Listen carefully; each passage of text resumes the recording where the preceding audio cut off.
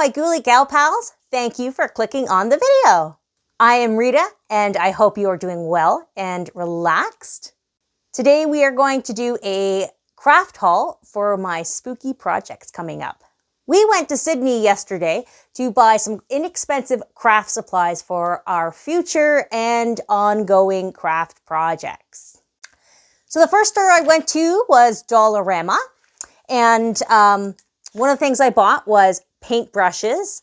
Fine tip paintbrushes, they just break down faster. I do a lot of fine outlining on my projects, so I use them a lot, so it's good to have extra.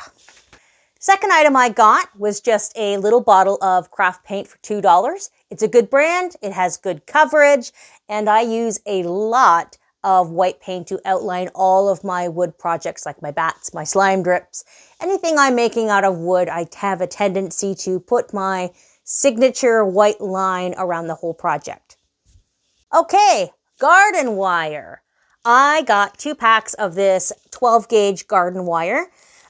It's very good value, $1.50, 50 feet of garden wire, and it's a paintable surface, and it's strong enough that if I wanted to like put a wooden bat or some sort of, or like any kind of wood ornament, I can just drill a little hole into it, insert that inside, and it's strong enough that it'll hold my decorations upright, whether it's outside, inside, on a wreath, on a garland, or whatever. So this is very good value. So I bought 2.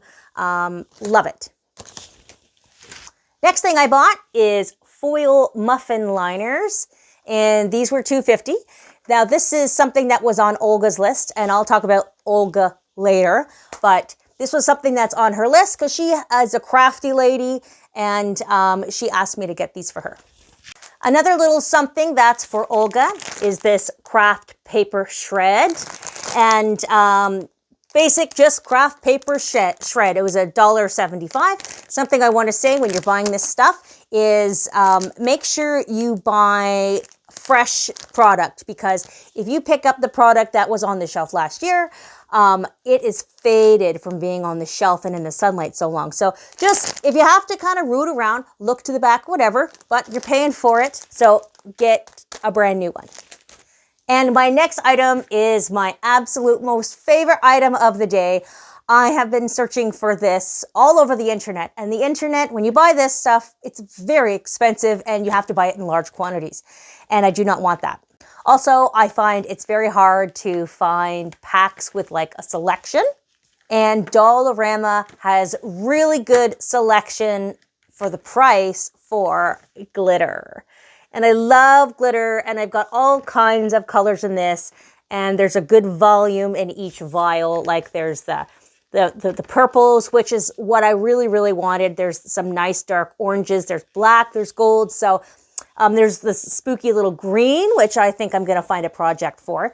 So there's lots of goodies in here, and I'm so happy because I've been doing without glitter, and I have a lot of projects that are waiting for the glitter. So this is fantastic.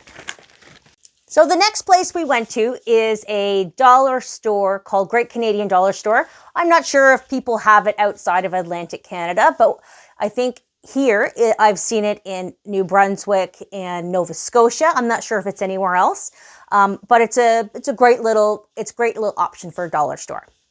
So the first thing I got at the Great Canadian Dollar Store is another thing of glitter, and I believe this was $3, but it's a nice size. It's got lots of good color, purple color choices, so I'm happy to have it. Always good to have more glitter. This is something that I've been waiting for to get for a while, and that is a 9-foot grapevine garland, and this was only $3.50. The pros of this thing is that it's cheap and it's bendable. The cons for this thing is that it's cheap and it's thin. So if you want to make a good, stable, bendable, hardy garland, I would recommend for these things to just fold them in half, twist them into each other, maybe secure it with a bit more wire. The alternative to the $3.50 garland is going to Michael's and paying, I don't really know how much, but it's too expensive for me, so $3.50 it is. A simple red ribbon for $1.50. Another thing I got from the Great Canadian is this black wood shredded fill. It was $2. It says it's wood Excelsior. I have no idea what that means, but it's wood, so I'll take it. I'm going to use this as like a covering on top of my floral arrangements. When you put the foam in, I use a spray. I don't use like that traditional block, those foam blocks you can buy at the store. I like to make my arrangements a little bit more permanent, and I put in spray foam, just construction spray foam. It expands, and when it rises, there's a bit of a dome on top, so it lends really nicely to my floral arrangements. But I don't want to see the foam underneath, so I glue this kind of stuff or moss or something like that on top of that little dome to disguise it. And the last thing that I got at the Great Canadian Dollar Store was these purple and green floral picks. They were $1.50 each. I'm not totally sold on these. They kind of look extra cheap. They're kind of flimsy. I couldn't find the floral that I was actually looking for the filler in my arrangements. I was looking for these ferns that I've used before, but they are also at Dollarama before, and they were like a very fine, wispy green fern, and they were really realistic looking, and they were great, but they didn't have them, so I thought, well, maybe they'll try these, but since I've got them home, I don't really like them. I might end up just spray painting them black and then using them as some filler in some other floral projects. And we also made a stop at the Home Depot quickly. You saw in my last video that there was a whole stack of wood on a flatbed cart that I took a video of.